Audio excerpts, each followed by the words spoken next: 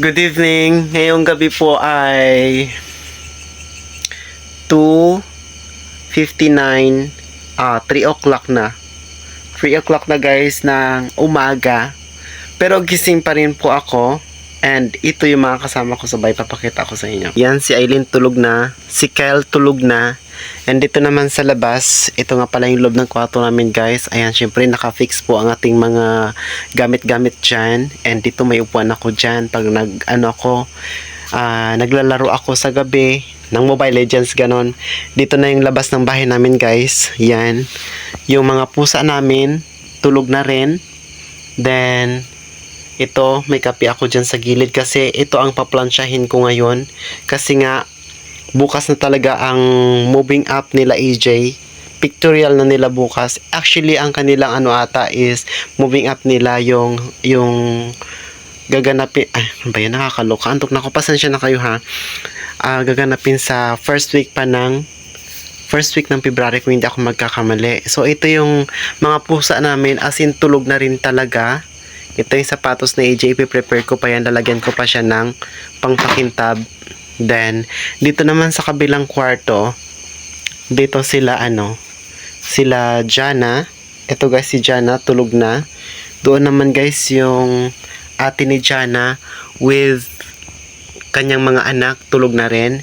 And dito si AJ, ayan, kasiping, ayan bang nangyayari dito? Bakit Bakit nagalabo siya?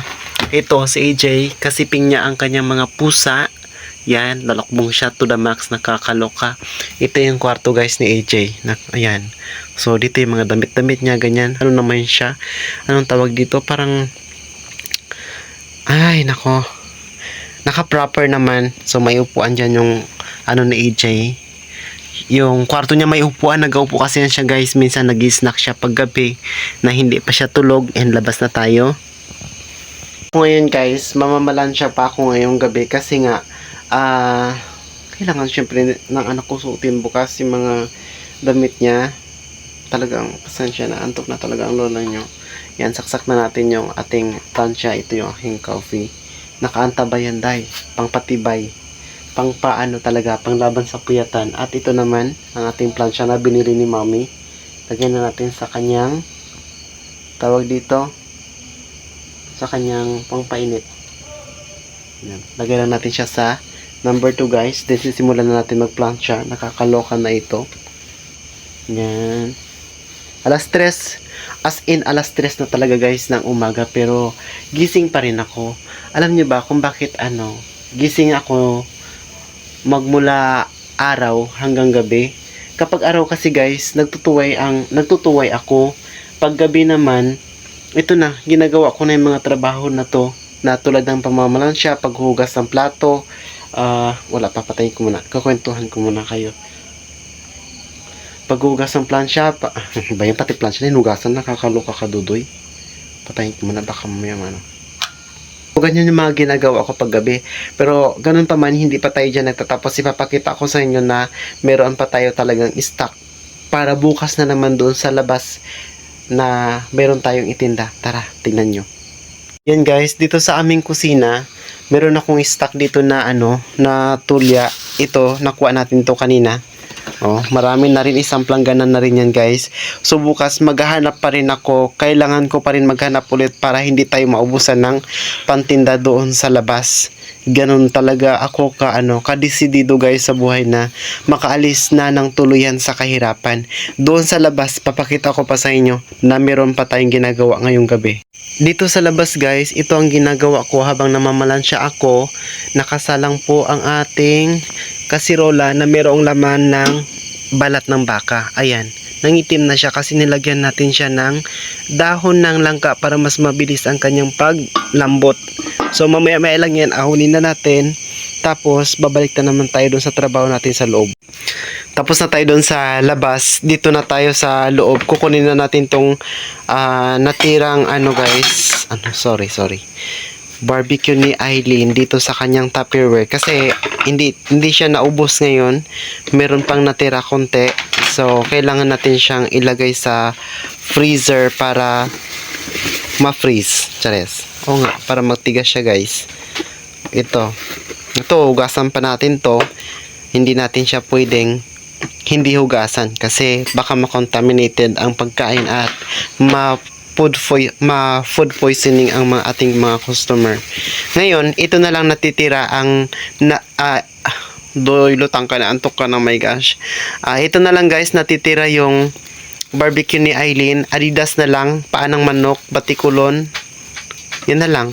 At saka iwi. Yan, so ito na lang. Yung laman ng manok guys, as in ubos na. So ilalagay na natin to siya sa freezer. Ngayon, dito na natin siya ilalagay sa taas para guys. Ito naman guys, yung sa taas na barbecue na yan, yan yung mga barbecue naman ni Maymay. Yan yung natira sa kanya magmula doon sa tindahan niya doon sa Talipapa. So ito lagay natin to kay Eileen dito. Ito naman, yan. Pagkasya natin sila dyan. Yan. Yan yung ating freezer. May lamang ice, may lamang barbecue. Halo-halo na. Nakakaloka na. Go. Time check natin guys is 4:55. Ay, hindi. 4:22.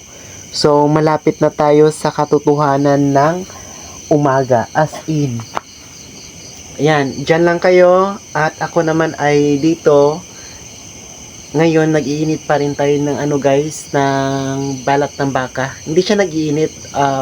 What I mean is, nagpapalambot pa rin po tayo ng balat ng baka. Kasi guys, sa lahat ng trabaho namin sa pagtitinda, ito talagang pinakamahirap naming trabaho, yung pagpapalambot ng balat ng baka. Kasi inaabot kami dito ng mga 4 hours bago siya lumambot ng tuluyan. Ang hirap talaga magpalambot guys, as in. Alam nyo naman 'di ba na talagang matigas, makunat ang balat ng baka, lalo pa pag naswertehan mong mabili yung pa siya guys, yung matanda na yung balat yung baka, talagang mahihirapan ka magpapalambot sa kanya. Ayan, nakakaloka talaga. Well, umaga na. Yung mga van doon sa highway, naririnig ko na yung kanilang pagtakbo. Ibig sabihin, nagbabiyahe na sila. Ayan, inabot na tayo ng umaga. Patuloy lang tayo sa pangarap natin. Alam niyo yun, yung wala tayong inaatrasan. Ako kasi guys, na ako kumbaga, hindi ito kumbaga, talagang ramdam ko na ang pagbabago ng buhay namin.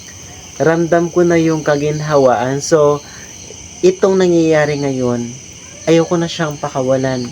Gusto ko na siyang ituloy-tuloy guys. Gusto ko yung na siya, mag-unlad na. Gusto ko yung makarating na tayo dun sa tuktok. Kasi yun talaga yung pangarap ko guys, yung makarating.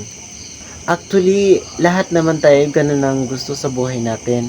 Pero kapag kasi guys, kapag yung walang nagsusuporta sa atin, o di kaya tamang salita lang tayo, wala tayo sa gawa. Dapat kasi pag tayo nangangarap, kailangan talaga ginagawa natin yan. Pinagpupursigihan natin, pinagpupuyatan natin, ibinibigay natin lahat ng best natin. As in, parang wala tayong itinitira sa sarili natin. Ngayon, nandyan na kayo, nandito na ako, chares. Yes, nandyan na kayo, saksi kayo sa lahat ng ating nakakaloka, doy, lutang ka na. Saksi kayo sa lahat ng pangyayari sa buhay natin. And saksihan nyo sa ganitong pagpupuyat ba natin, sa ganitong pagtsatsaga natin, sa ganitong pagtitipid na natin ng wagas, sa lahat ng mga ginagawa natin na sobra-sobra na parang yung katawan ko, doble, triple, kwadro na, ginawa ko na.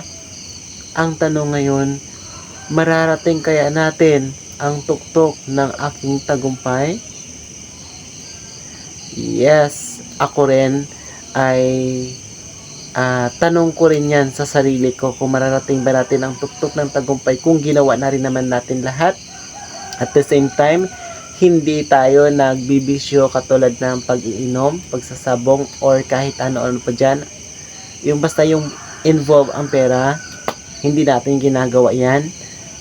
Ginagawa natin, ano ba yan? Dulutang ka na.